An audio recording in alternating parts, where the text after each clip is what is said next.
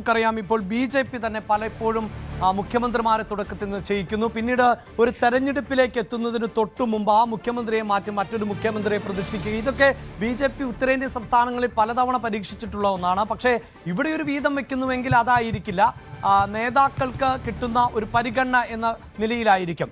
അതിനപ്പുറത്ത് ഒട്ടേറെ ഘടകങ്ങളുണ്ടല്ലോ. സാധാരണ എന്തൊക്കെ പറഞ്ഞാലും കോൺഗ്രസിനെ സംബന്ധിച്ചിടത്തോളം മാറ്റി നിർത്താൻ പറ്റാത്ത കുറേയേറെ കാര്യങ്ങൾ. അതിലൊന്ന് ഹൈക്കമാൻഡ് എടുക്കാൻ പോകുന്ന നിർണായകമായ തീരുമാനമാണ്. കേരളം എങ്ങനെ വിധി എഴുതിയാലും പാർട്ടി സംവിധാനം അനുസരിച്ച് ഹൈക്കമാൻഡ് ഒരു തീരുമാനത്തിലേക്ക് പോയാൽ അത് തന്നെയാകും അതിൻ്റെ അന്തിമ തീരുമാനം.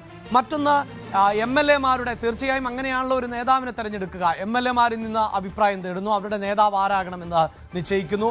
ഒപ്പം എം.പിമാർ, ഇപ്പോൾ കേരളത്തിൻ്റെ പശ്ചാത്തലം അനുസരിച്ച് കഴിഞ്ഞ തെരഞ്ഞെടുപ്പിൽ എം.പിമാരും കൂട്ടത്തോടെ വിജയിച്ചു കയറിയത് UDF പാളയത്തിൽ നിന്നാണ്. അതുകൊണ്ട് തന്നെ കോൺഗ്രസിന് ഏറ്റവും അധികം എം.പിമാരുണ്ട്. എം.പിമാരുടെ അഭിപ്രായം ആരായുവാനുള്ള സാധ്യതയുണ്ട്. അതോടൊപ്പം തന്നെ ഘടകകക്ഷികൾ, ഒരുപക്ഷെ ഈ തെരഞ്ഞെടുപ്പിൽ ഘടകകക്ഷികൾക്ക് ഇപ്പോൾ ലീഗാണ് രണ്ടാമത്തെ മുന്നണി എന്ന് പറയുമ്പോൾ പോലും കോൺഗ്രസ് ചരിത്രത്തിലെ ഏറ്റവും വലിയ വിജയമാണ് നേടിയിട്ടുള്ളത്.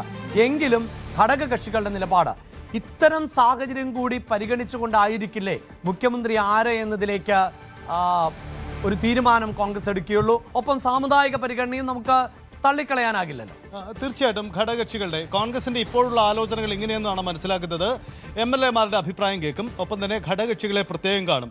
ഇതിനൊക്കെ തന്നെ ഘടകകക്ഷികളുടെയൊക്കെ അഭിപ്രായങ്ങൾ പലവട്ടം തേടിയിട്ടുണ്ട്. പക്ഷേ തെരഞ്ഞെടുപ്പ് വോട്ടെണ്ണിയതിന് മുമ്പുള്ള സാഹചര്യമല്ല വോട്ടെണ്ണിയതിന് ശേഷം. കാരണം വലിയൊരു വിജയമുണ്ട്. അപ്പോൾ അതിൻ്റെ ശോഭ കെടുത്താത്ത രീതിയിലുള്ള ഒരു തീരുമാനം ഉണ്ടാവണം. അതുകൊണ്ട് ഘടകകക്ഷികളുടെ ഇക്കാര്യത്തിലുള്ള അഭിപ്രായം നിർണായകമാണ്. ഈ മന്ത്രി സ്ഥാനത്തിൻ്റെ വീതമെപ്പ് അടക്കമുള്ള കാര്യങ്ങളും ഇതിൻ്റെ പ്രാഥമിക ചർച്ചയിൽ കടന്നു വരും. പക്ഷേ ആദ്യ കടമ്പ മുഖ്യമന്ത്രിയെ നിശ്ചയിക്കലാണ്. അതിൽ ഘടകകക്ഷികൾ നിർണായക ഫാക്ടറാണ്, ഒപ്പം തന്നെ MLA-മാർ.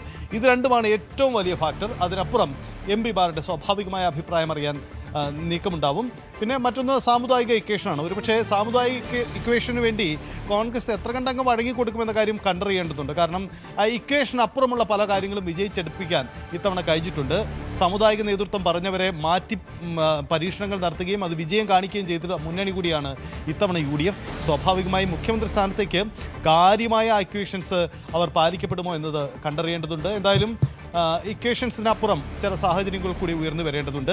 മുഖ്യമന്ത്രിക്കൊപ്പം KPCCക്ക് പുതിയൊരു അധ്യക്ഷനെ കണ്ടെത്തുക എന്ന വെല്ലുവിളി കൂടി ഒരു പക്ഷേ കോൺഗ്രസിന് മുന്നിലുണ്ട്. അപ്പോൾ ഈ രണ്ട് കാര്യങ്ങളും ചേർത്ത് നിർത്തിക്കൊണ്ടുള്ള ഒരു ചർച്ചയായിരിക്കും നടക്കാൻ സാധ്യത. കാരണം ഒരാളെ മുഖ്യമന്ത്രി സ്ഥാനത്തേക്ക് പരിഗണിക്കുമ്പോൾ മറ്റൊരാളെ KPCC അധ്യക്ഷ സ്ഥാനത്തേക്ക് കൂടി വേണ്ടിവരും. അപ്പോൾ ആ ഇക്വേഷൻ മനസ്സിൽ കണ്ടുള്ള ഒരു നീക്കമായിരിക്കും ഈ ചർച്ചകളുടെ ഭാഗമായി ഉയർന്നു വരിക. അതുകൊണ്ട് മുഖ്യമന്ത്രി സ്ഥാനത്തേക്കുള്ള ചർച്ചകളിൽ ഈ വിഷയം കൂടി കടന്നു വരാനാണ് സാധ്യത. ഇനിയുള്ള ദിവസങ്ങൾ നിർണായകമാണ്. AICCയുടെ നിരീക്ഷകർ വേഗത്തിൽ തന്നെ കേരളത്തിലേക്ക് എത്തും. തെരഞ്ഞെടുപ്പ് സംബന്ധിച്ച കേരളത്തിൻ്റെ സാഹചര്യങ്ങളും അവരുടെ അഭിപ്രായങ്ങളും കേൾക്കും. അതിനുശേഷമാണ് മറ്റ് തീരുമാനങ്ങളിലേക്ക് പോവുക. KC വേണുഗോപാൽ ഈ ഘട്ടത്തിൽ ക്ലെയിം മുന്നോട്ട് വെക്കുമോ എന്നതാണ് പ്രധാനപ്പെട്ട കാര്യം. പക്ഷേ അതിനുള്ള സാധ്യതകൾ വിരളമാണ് എന്നാണ് നമുക്ക് മനസ്സിലാക്കുന്നത്. തീർച്ചയായും. അതായത് KCയുടെ പേര് പരാമർശിക്കുമ്പോൾ മുഖ്യമന്ത്രിയെ തീരുമാനിക്കാനുള്ള നടപടിക്രമങ്ങൾ കോൺഗ്രസ് ഉടനെ ആരംഭിക്കുമെന്ന് KC വേണുഗോപാൽ പറയുകയുണ്ടായി. കൂടുതൽ വാർത്തകൾക്ക് News 18 Keralam YouTube channel subscribe ചെയ്യുക.